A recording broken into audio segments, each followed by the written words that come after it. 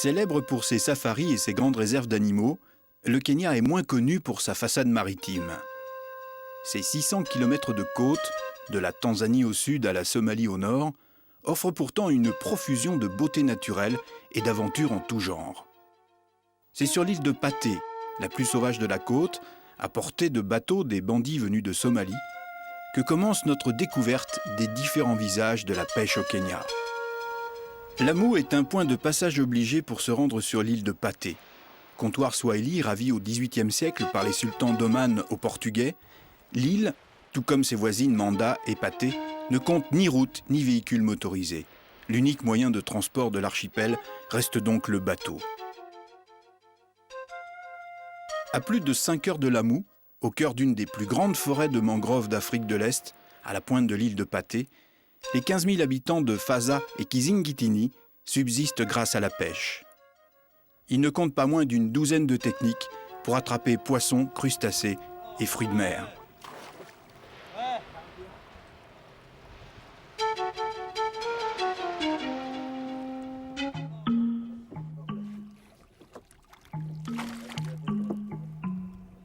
Baka a 48 ans. Fils de marin de l'ethnie des Badjouni, il pêche depuis près de 25 ans. Ce matin, comme la plupart des matins de semaine qu'Allah fait, Baka s'en va pêcher. Baka et ses 10 acolytes ne sont pas les seuls à tenter leur chance, alors que les premiers rayons du soleil dardent sur l'horizon marin.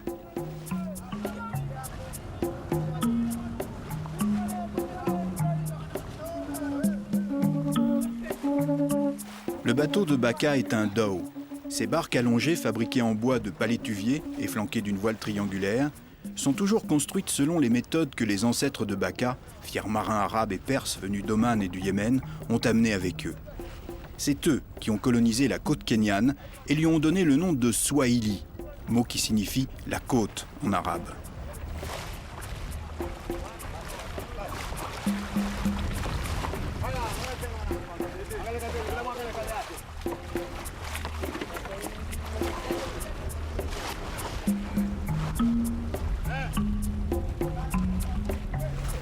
Avant d'être un pêcheur, Baka est un marin et un fin manœuvrier qui doit tenir compte en permanence des vents, courants, heures et amplitudes des marées. Dans ce dédale d'îles, de récifs et de bancs de sable, la navigation n'est pas facile et chaque manœuvre est rendue plus complexe par le poids de l'embarcation. L'Alizé, le Kaskazi, s'est levé plus tôt que prévu. Il a poussé le bateau de Baka vers un banc de sable. Avec la marée qui descend rapidement, le dhow risque de s'échouer. Baka doit rapidement trouver un passage pour regagner une zone plus profonde et remettre les voiles.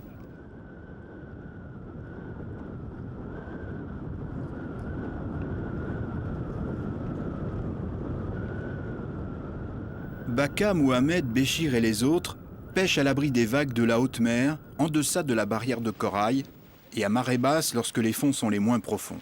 Ils utilisent une seine de 150 mètres reliée à chaque bout à plus de 500 mètres de corde.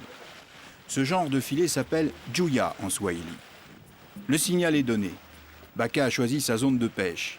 Il laisse 4 de ses pêcheurs dans l'eau au bout de la première partie de la corde. Baka connaît bien les espèces qui peuplent les fonds marins de sa zone. Les cobias, les perches et les morues de rocher, sans oublier les raies, les barracudas et les poissons-chats. Alors que le dhow continue de filer à petite vitesse, la corde est mise en place. Puis, après 500 mètres, c'est au tour du filet aux mailles de 6 cm d'être jeté à l'eau.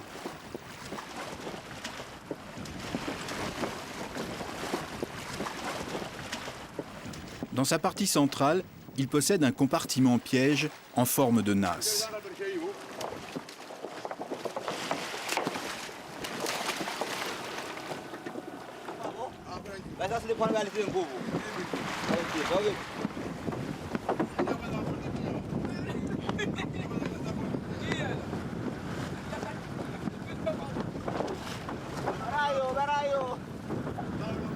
C'est au tour des plongeurs d'entrer en action.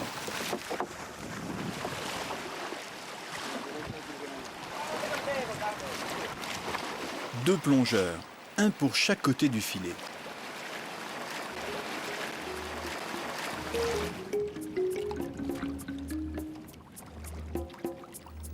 Leur rôle est clé dans le succès de l'opération. Ils doivent s'assurer que le filet ne s'accroche pas au fond de l'eau, à un morceau de corail ou à des algues.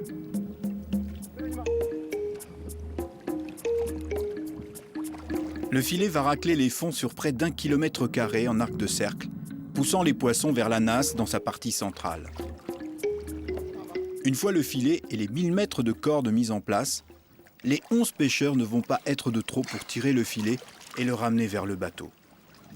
L'étale, la période de mer calme entre marée descendante et marée montante, pendant laquelle les courants vont s'inverser, ne dure qu'1 heure. S'il tarde trop, la marée va remonter et le courant qui l'accompagne venir ruiner leurs efforts. 8 tireurs de corde dans l'eau jusqu'à la taille luttent contre des milliers de litres d'eau. Leurs efforts joints à ceux des plongeurs se révèlent bientôt payants. Un des plus jeunes opère un croisement des 2 cordes. Les poissons sont pris au piège. On secoue la partie arrière de la corde pour effrayer les poissons et éviter qu'ils s'échappent. Le kilomètre de corde est petit à petit ramené vers le bateau, maintenant ancré à faible distance des pêcheurs.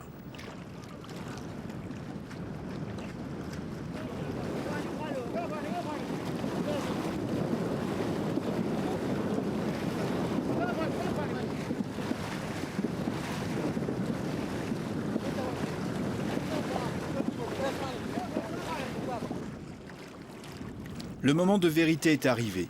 Baka et ses hommes, tout le cœur à la tâche, poussent le poisson vers la nasse.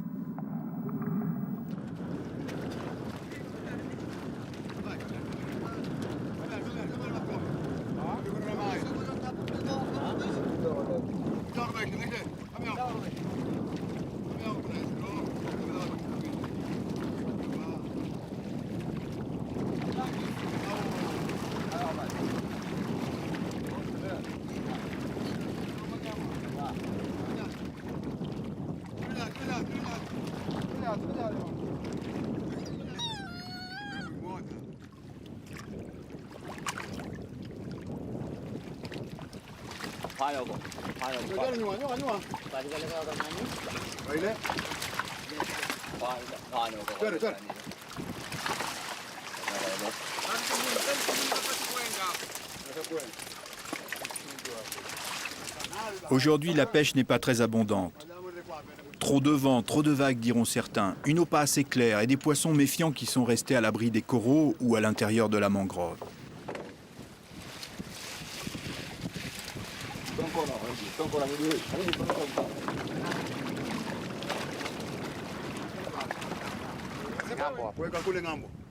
Quoi qu'il en soit, il est temps de regagner Kizingitini qui est à près de 2 heures d'ici par vent contraire. Il va falloir tirer des bords.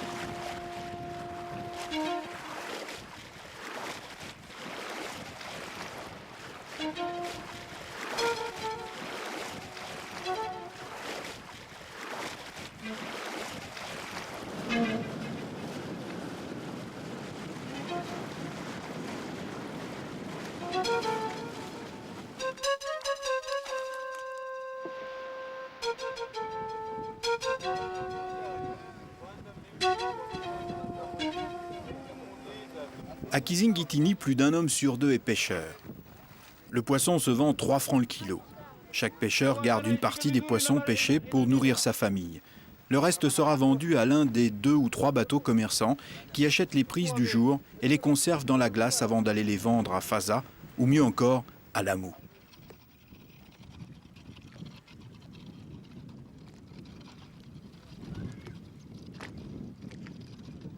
À Kizingitini, il n'y a pas d'électricité et pas d'installation pour conserver le poisson ni le sécher. Et comme dans cette partie de l'île, il n'y a pas de source et pas d'agriculture, les habitants n'ont que la pêche comme moyen de subsistance régulier. Est-ce que je suis déçu par notre prise d'hier? Bien sûr. La mer était boueuse et l'endroit que j'ai choisi plutôt décevant. On n'a pas eu de chance. La pêche, ça relève un peu du miracle. Certains jours, on ramène plein de poissons, d'autres jours, pas grand-chose ou même rien du tout. Non, vraiment, pour hier, la mer était trop chahutée. Baka, si tu nous racontais ta plus belle pêche. C'était pendant la saison des pluies. On était près de 15. On est allé près de la barrière de corail, la marée était véritablement au bon niveau. Ce jour-là, on en a attrapé tout un tas de poissons, 150 kilos. C'était moins difficile que ces jours-ci. Je préfère pêcher avec une équipe importante et avec de bons éléments qui sont prêts à se donner à fond. On aime attraper beaucoup de poissons, et plus on est, plus on en attrape. Non, ça n'a pas été trop difficile de ramener le filet au bateau avec toute cette quantité de poissons. Non, le problème, c'est que le temps a viré au vent et à la pluie et que la mer s'est mise à bouger dangereusement. On a quand même réussi à rentrer au port. Pour le moment, pêcher est ma seule et unique ressource. Si j'en trouvais une autre, bien sûr que j'envisagerais d'en changer.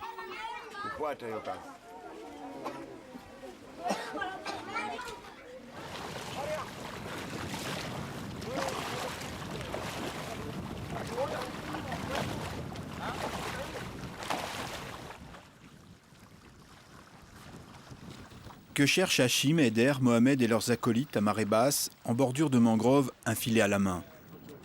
Des crabes, des coquillages, de petits poissons? Non. De grosses limaces blanches en forme de concombre, roulant tranquillement sur le sable, près des zones coralliennes et qu'on appelle des bêches de mer.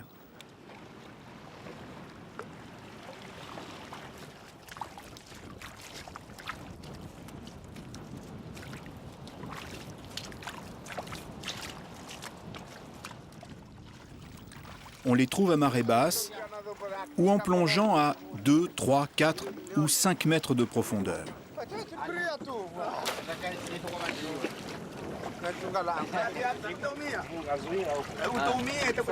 Les pêcheurs du village de Majumwali, voisins de Kizingitini, sont devenus en 20 ans les spécialistes de la pêche au concombre de mer. La plongée en apnée, méthode de capture la plus récente, remonte à seulement 5 ans.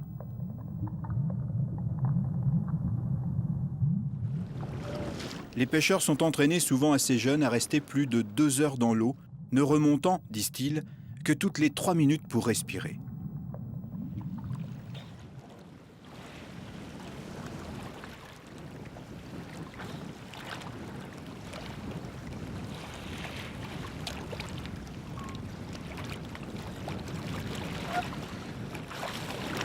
Nombre d'entre eux, allant de plus en plus profond, abîment leur tympan et développent des troubles auditifs.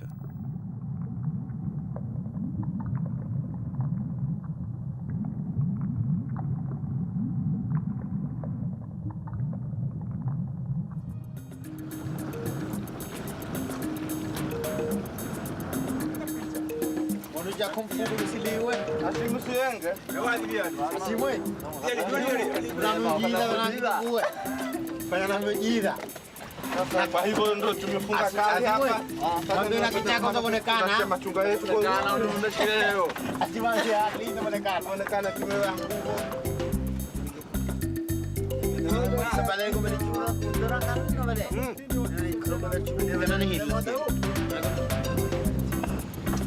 Aujourd'hui, la pêche a été bonne. Le kilo de bêche de mer sorti de l'eau se menait de 12 à 18 francs, 4 à 6 fois plus cher que le poisson.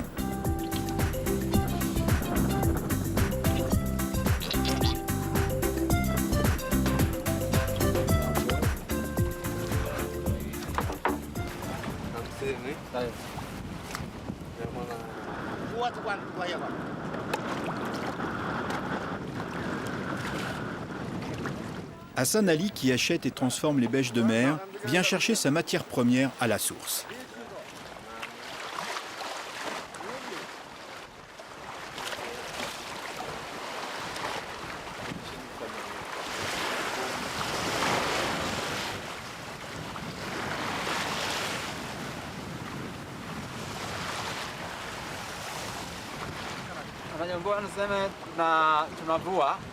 Et oui, nous pêchons les bêches de mer. C'est devenu toute notre vie. Pendant longtemps, on ne les ramassait pas. Puis un jour, les Japonais sont venus. Ils nous ont parlé des bêches de mer et ils nous ont appris à les préparer. Aujourd'hui, on les pêche, on leur vend et ils les mangent. Vous faites un trou et vous videz l'estomac des concombres. Vous les faites bouillir, vous les laissez sur le sable une nuit et vous les faites cuire à nouveau. Puis vous les sortez et les faites sécher pendant plusieurs jours.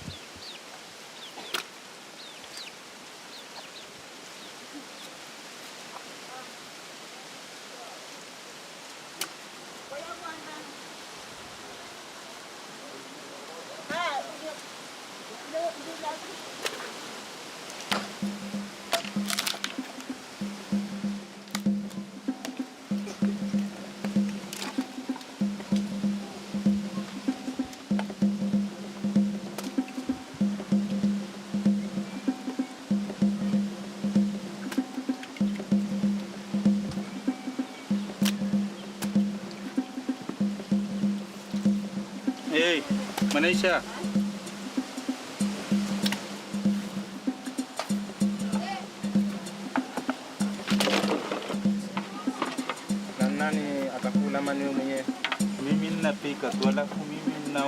Hassan Ali va donc évider les bêches de mer, puis les porter à ébullition plusieurs fois.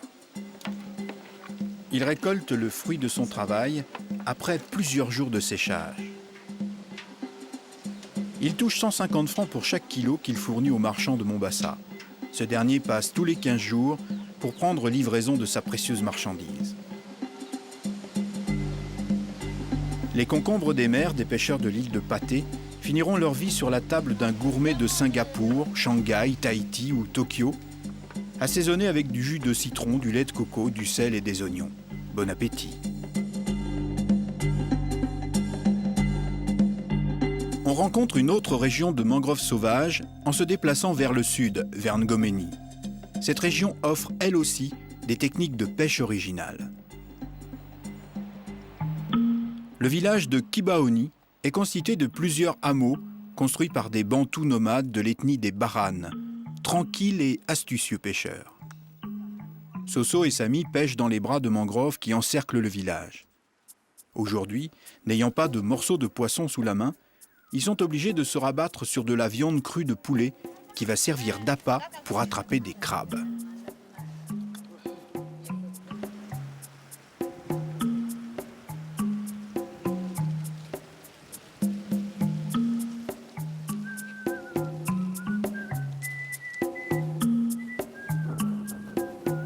Filets, sacs et appâts en bandoulière, Soso et son frère Sami rejoignent la partie du bras de mer qu'ils estiment le plus prolifique, fonction de l'heure et de la position de la marée descendante.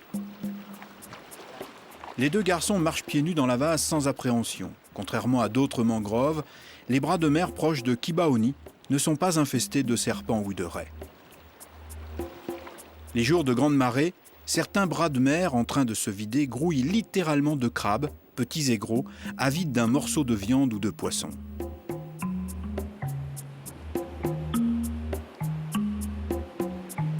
La technique employée par les deux garçons est simple.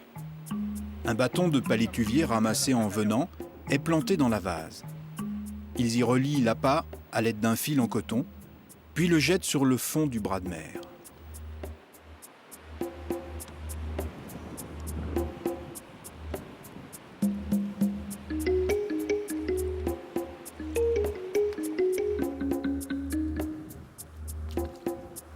Après quelques minutes d'attente, le premier crabe se manifeste déjà.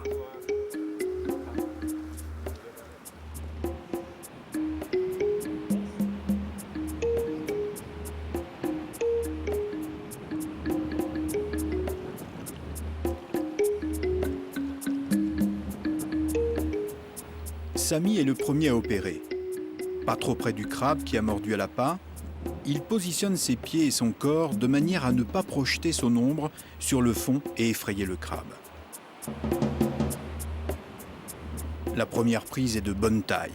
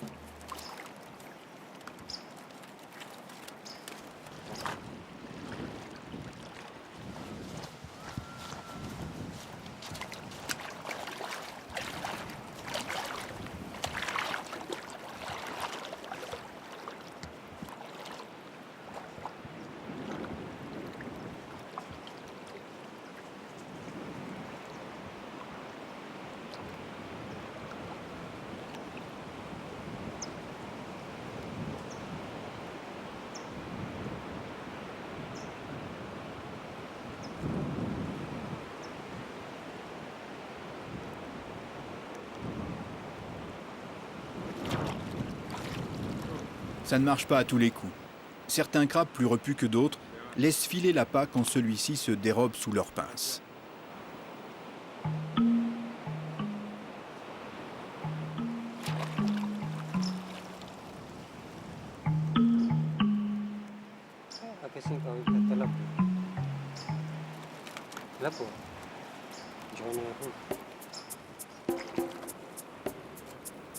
Les crabes sont gardés vivants à travers toute la chaîne, du négociant qui achètera leur pêche du jour jusqu'au restaurateur qui le servira.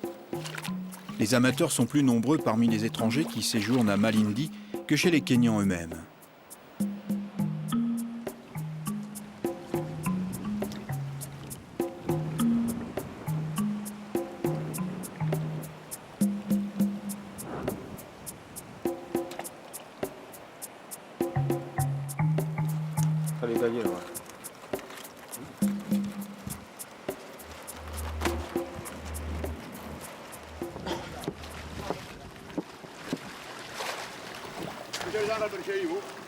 Une autre forme de pêche très répandue sur la côte kenyane est celle des filets dérivants à mailles larges, diarifa en swahili.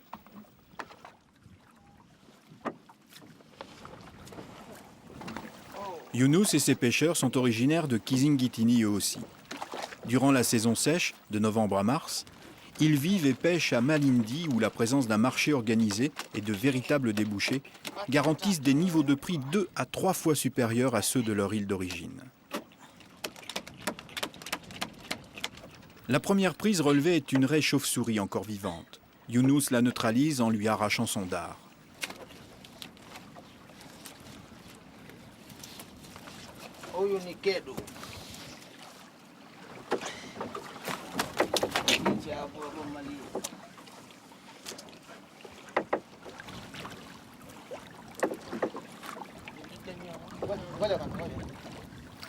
Laissés en permanence par 30 mètres de fond, après d'1h30 à la voile de Malindi, les filets dérivants sont relevés tous les jours ou tous les 2 jours. Les poissons sont dégagés du filet dans lequel ils se sont pris et débattus, jusqu'à l'épuisement pour certains.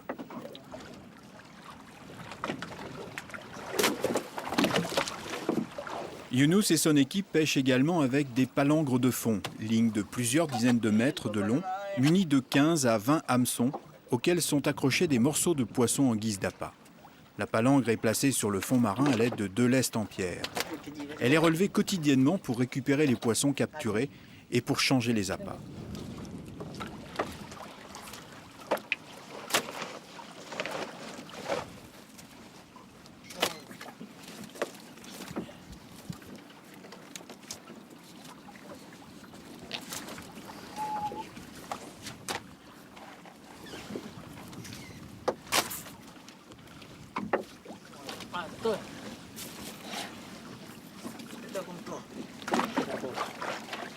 Aujourd'hui, la pêche est plutôt bonne. Raie, snapper, petits requins, poissons-chat. Avant de repartir, le filet est remis au fond de l'eau à 30 mètres, lesté lui aussi par plusieurs pierres et signalé à son propriétaire par une bouée.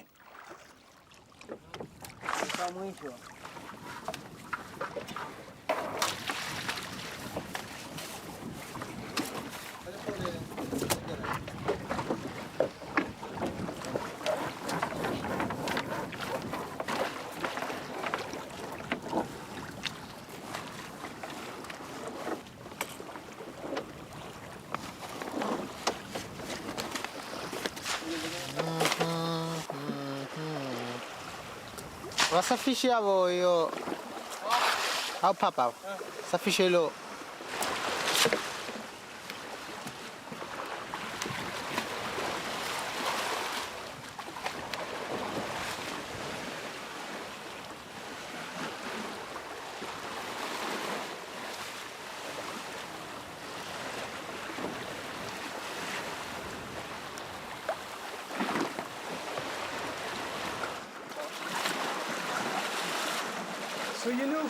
Alors Younous, qu'est-ce que tu as attrapé aujourd'hui?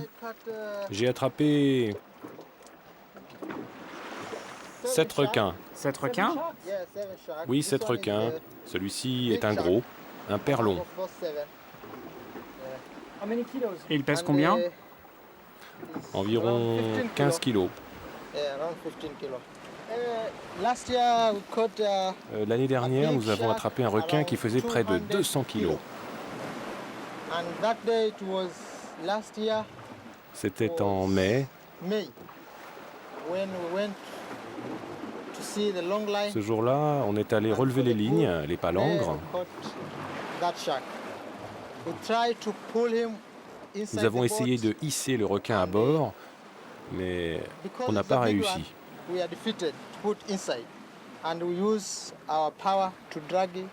On a dû se faire prêter un moteur pour le remorquer jusqu'au rivage. Oui, j'aime pêcher. C'est mon activité préférée. C'est également l'activité de mon père. Il est pêcheur. Et moi aussi, je suis un pêcheur.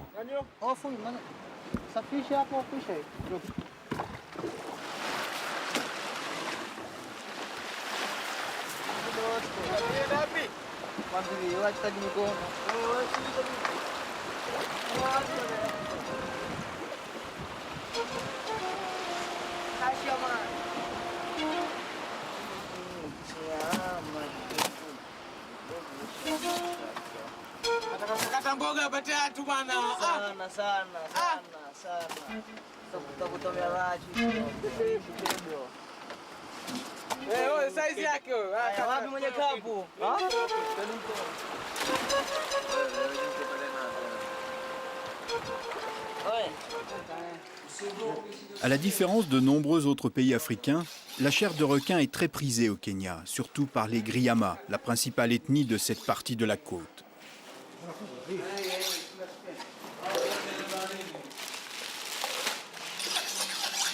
Younous va en tirer jusqu'à 10 francs le kilo, alors que son poisson-chat ne lui en rapporte que 3. Il préfère d'ailleurs le ramener chez lui. Sa femme se fera un plaisir de le lui préparer au court-bouillon, sa recette préférée.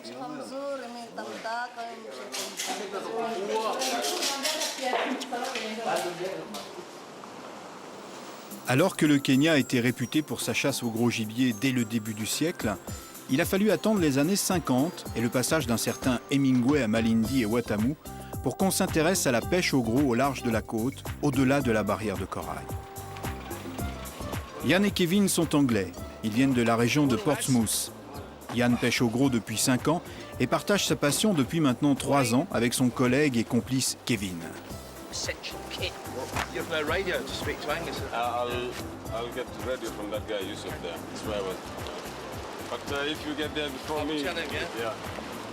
Aujourd'hui, ils embarquent sur le Neptune, le bateau le plus puissant de Malindi avec ses 280 chevaux. C'est aussi l'un des mieux équipés avec ses 8 lignes. Plusieurs sont montés sur des tangons pour éviter qu'elles s'en mêlent. La journée commence à peine qu'un premier poisson est déjà ferré.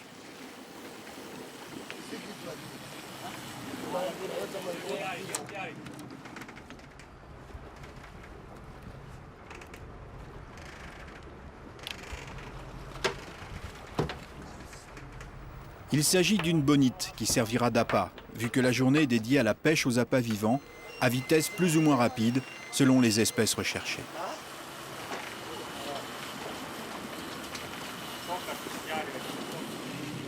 Yann enchaîne rapidement sur une seconde touche qui se révèle, elle, beaucoup plus coriace.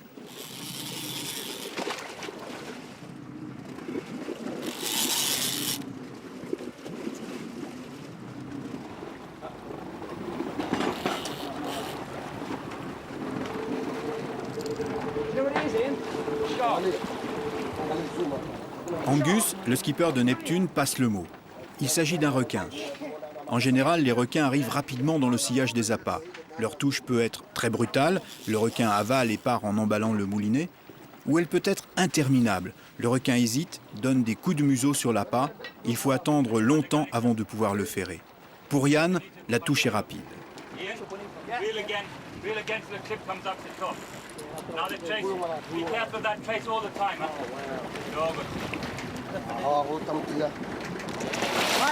Le requin replonge d'un coup brusque vers le fond. C'est un requin mâle à pointe noire.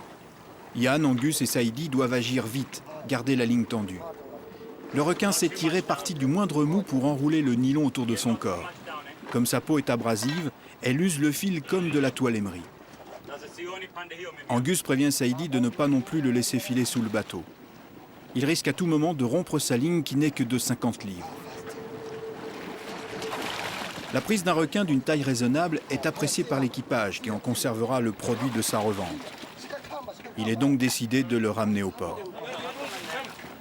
Avec sa mâchoire terrible, munie de plusieurs rangées de dents tranchantes, et à cause de la force qu'il conserve même après avoir été sorti de l'eau, il ne faut pas plaisanter avec un tel poisson.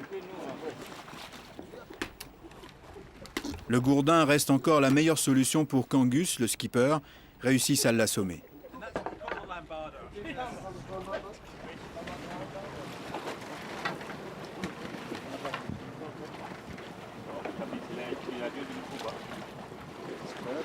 Le requin est trop gros pour le sac. Les mousses vont devoir le fixer à l'arrière du bateau.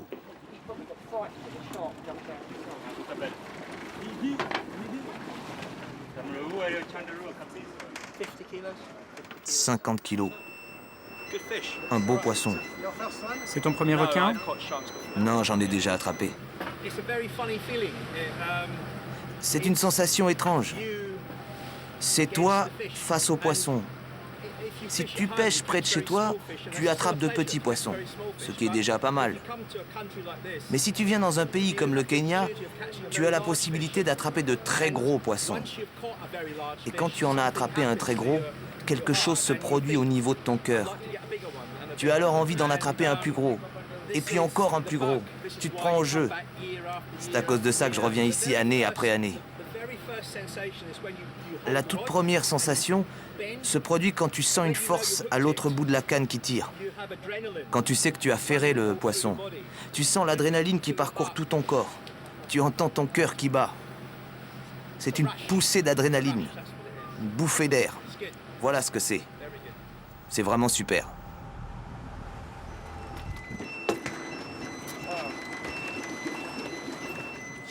Les sonneries à répétition sur le bateau avertissent les pêcheurs que les lignes partent les unes après les autres. La journée est prolifique en thon et en bonite. Leurs prédateurs, les poissons à rostre, ne sont donc pas loin. Espadons voiliers, grand espadon, marlins bleus, noirs et rayés sont nombreux dans les eaux kenyanes. Ils font du pays un haut lieu de la pêche sportive. Plusieurs records mondiaux IGFA y ont d'ailleurs été établis. Les marlins bleus femelles peuvent atteindre plus de 500 kg. La moyenne des marlins adultes est toutefois plus proche de 80 à 120 kg. Pas de chance. Par 2 fois, un marlin laisse la trace de ses dents sur l'appât vivant.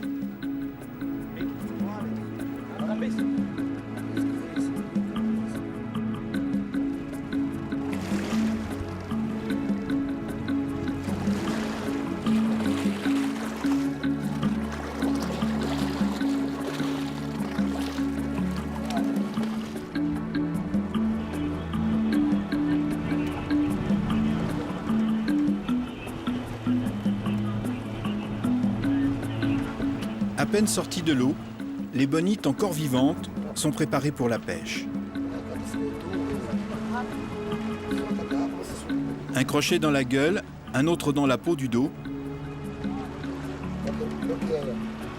Et les bonites sont remises à l'eau aussitôt. Nous avons mis en place de nouveaux appâts vivants Pour un requin, pour un requin, un marlin, un carambési, un wahoo ou un kingfish. vivant, pourquoi vous utilisez des appâts vivants? Vivants, oui, car ainsi il nage. Comme n'importe quel poisson, il devient une proie naturelle. Si tu as un gros poisson dans les parages comme un marlin ou un requin, c'est bien la meilleure façon de l'attraper.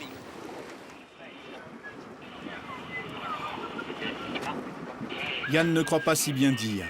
La ligne part à nouveau, il fait un nouveau poisson.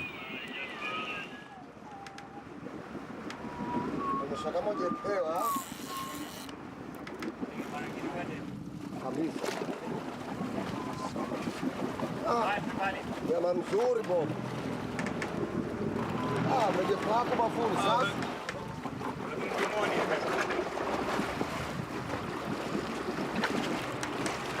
Kumpandisha sasa.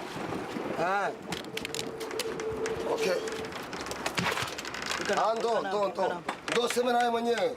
Msimamo. On va essayer de le relâcher, ok? Leta tutaki.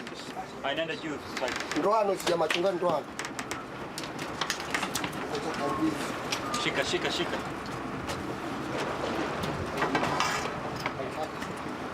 Yes. Nenda Saidi.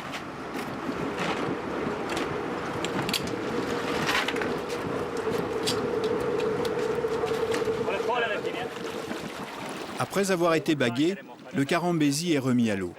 Va-t-il réussir à repartir? Poisson pélagique, le carambési a besoin d'être en mouvement afin que ses branchies puissent se remettre à filtrer l'oxygène.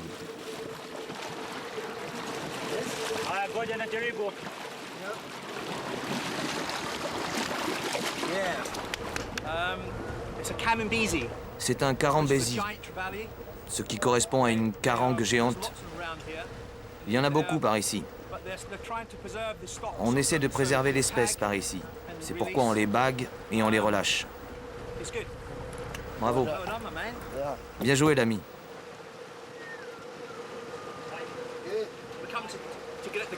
Quand je boirai mon verre de vin ce soir, tu vas voir, j'aurai la main qui tremble. Super.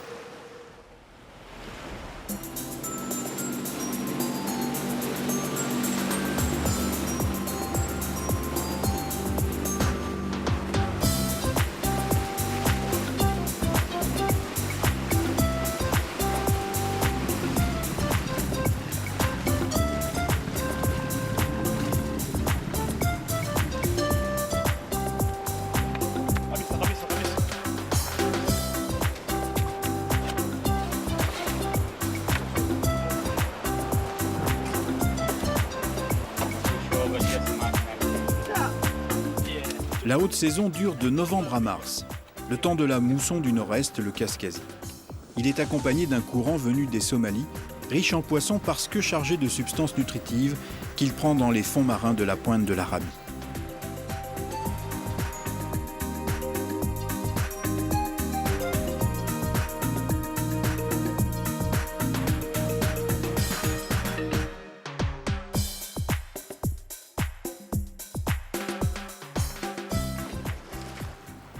La deuxième journée commence fort. Kevin a ferré un espadon voilier qui vient de sauter plusieurs fois hors de l'eau en secouant la tête. C'est ainsi que les voiliers réussissent généralement à se décrocher s'ils sont mal piqués. Tout à coup, le voilier semble peser 1 tonne. L'espadon voilier, sailfish en anglais, fait généralement de 30 à 50 kg et 2 mètres de long. Ils sont nombreux dans cette partie de l'océan Indien. Les plus gros atteignent 3 mètres et plus de 80 kg. Il nage à une vitesse pouvant aller jusqu'à 50 nœuds en repliant sa majestueuse nageoire en forme de voile dans un sillon dorsal. À la différence du requin, le voilier n'est pas gaffé mais sorti de l'eau en saisissant son rostre. Question de respect pour ce superbe animal.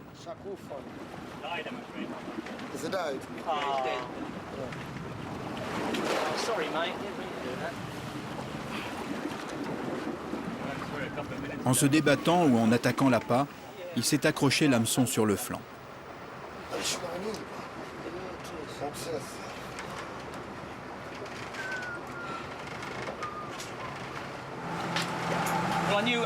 J'ai tout de suite senti qu'il était gros ou quelque chose n'était pas normal. Il a commencé à se battre, puis tout d'un coup, il s'est arrêté et est devenu vraiment lourd. Les gars ont dit qu'il est descendu d'un seul coup au fond. Donc on a dû le remonter du fond marin par le milieu. J'avais l'impression de tirer à travers toute cette eau comme un poids mort. C'est pourquoi ça n'a pas été facile.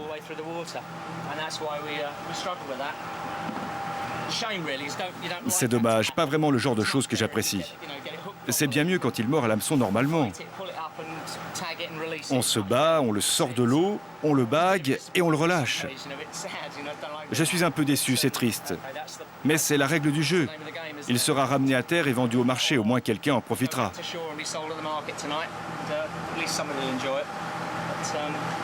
Mais je ne voudrais pas que ça se reproduise trop souvent. C'est bien mieux quand c'est un combat loyal. Quand le poisson saute, qu'on le tire sur le côté du bateau et qu'on le remercie avant qu'il reparte. Voilà, c'est comme ça.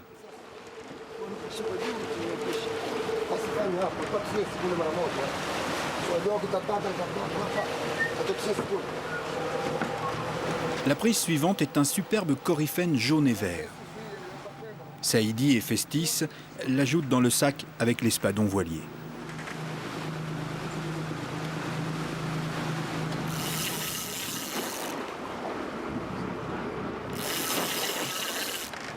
C'est au tour de Yann de se mesurer à un poisson à rostre.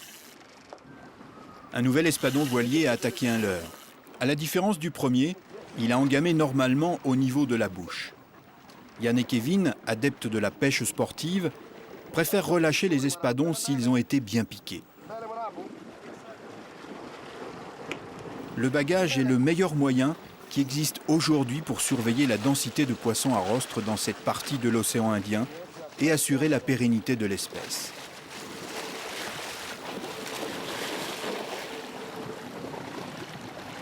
It's okay? Yes. Okay, be careful.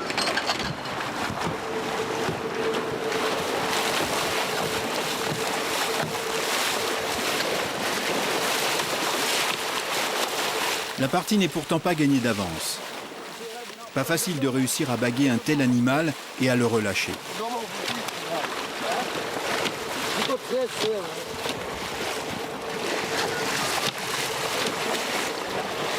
Il se débat tellement que Saïdi n'arrive même pas à lui retirer l'hameçon.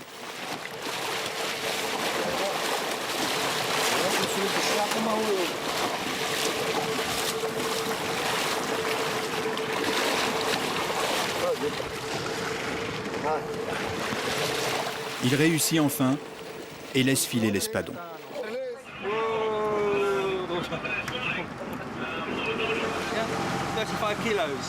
35 kilos. Il va vivre pour se battre encore un jour. Enfin, je l'espère.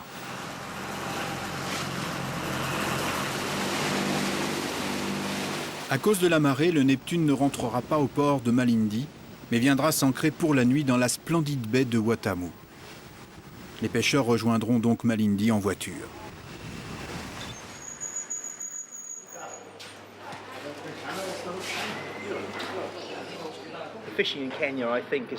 Le Kenya est encore l'un des rares endroits au monde où tu es pratiquement assuré d'attraper un poisson à rostre. Il n'y a pas beaucoup d'endroits qui peuvent s'en vanter. Si tu regardes les moyennes à la fin de la saison, tu verras qu'ils attrapent vraiment un poisson à rostre par jour. À quel poisson préfères-tu te mesurer? À un marlin, je crois. Ce sont les plus impressionnants. Ils sautent, ils te donnent pas mal de fil à retordre, ils ne se laissent pas facilement attraper, si bien que lorsque tu as la chance d'en ramener un à terre ou d'en baguer un, tu n'es pas prêt de l'oublier. Je préfère pêcher avec une ligne la plus légère possible. C'est plus intéressant, tu sens le poisson à l'autre bout. Ça dure un peu plus longtemps.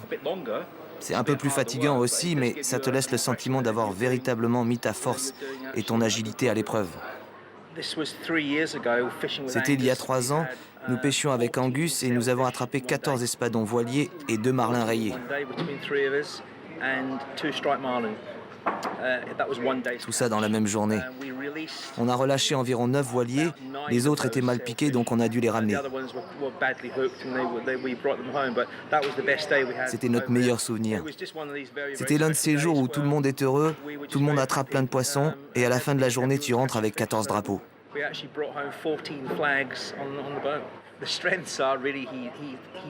Sa force c'est qu'il pêche ici tous les jours, qu'il connaît le climat. Moi, je pêche ici 4 jours par an. Je ne suis pas capable de tout savoir. Je me fie à lui pour savoir où sont les poissons, à quels appâts ils mordent, quelle leurre les attire, quelle méthode employer pour les attraper. En définitive, je me fie aux gens d'ici. Le plus gros poisson jamais pêché au Kenya, un marlin bleu de 1247 livres, ou 562 kilos, a été pris à bord du Neptune en 1997 par un pêcheur allemand en tandem avec Angus Paul. Ça doit faire 19 ans que je suis skipper professionnel. Mais je pêche depuis que je suis né.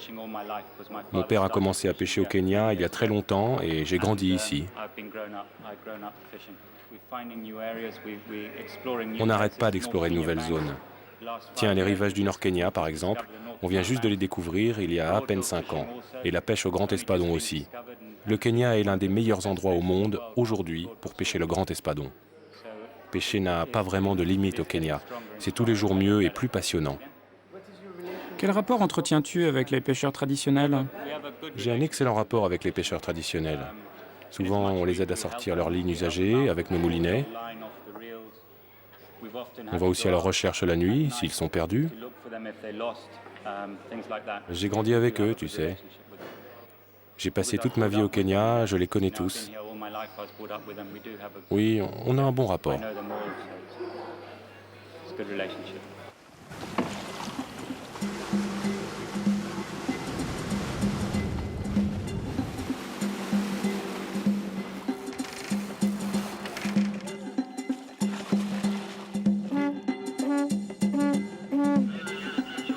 Voile ou moteur, ligne ou filet, moyen de communication traditionnel ou moderne, la pêche reste la pêche. Et la façon de préparer les appâts, les leurres et les méthodes utilisées pour attraper les poissons au Kenya sont communes entre pêcheurs sportifs et pêcheurs traditionnels. Ce qui change réellement, ce sont les moyens dont dispose chacun. Quelle différence y a-t-il entre les méthodes utilisées par les pêcheurs sportifs et celles utilisées par les pêcheurs traditionnels? Ça n'a rien à voir.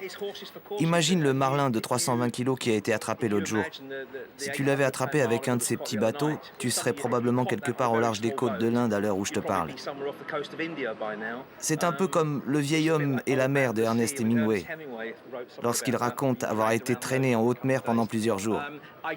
Si sérieusement tu veux attraper un poisson de grande taille, tu dois sortir avec un bateau à la hauteur. Les bateaux utilisés ici pour la pêche sportive peuvent tous te permettre de ramener de très belles prises. La saison de pêche au gros au Kenya s'arrête en mars et ne reprendra qu'en août, même s'il reste du poisson durant la saison des pluies. Au plus fort de la saison, les pêcheurs au gros venus d'Allemagne, des Pays-Bas, de Grande-Bretagne, d'Afrique du Sud ou du Zimbabwe rivalisent chaque week-end. Ceux-ci sont dédiés le plus souvent aux compétitions. Un week-end à Watamu et le suivant à Malindi où des marlins de 92 et 98 kilos sont comptabilisés.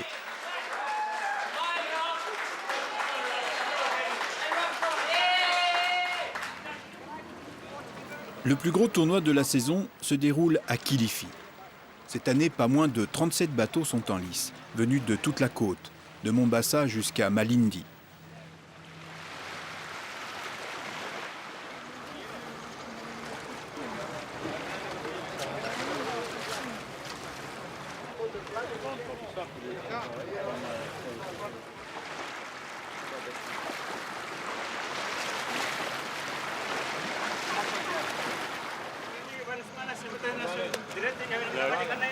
Les bateaux sont skippés par des Anglais, des Kenyans, mais aussi quelques Italiens, Allemands et Sud-Africains.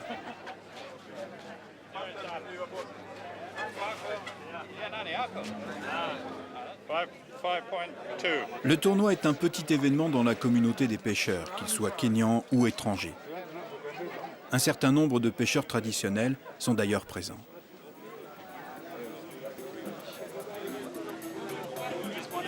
Si la saison de pêche sportive s'arrête en mars, La pêche traditionnelle, elle, continue toute l'année. Mis à part les zones côtières proches de l'île de Paté ou des villes de Lamu et Mombasa, le poisson reste abondant au Kenya. Près des zones les plus pêchées, des réserves marines ont d'ailleurs été créées pour préserver la reproduction des espèces et protéger les fonds coralliens. La pêche encore très artisanale et peu développée sur la côte kenyane pèse encore assez peu sur les ressources. Pas étonnant dans ce contexte que les poissons atteignent très souvent en Swahili une taille adulte supérieure à la moyenne.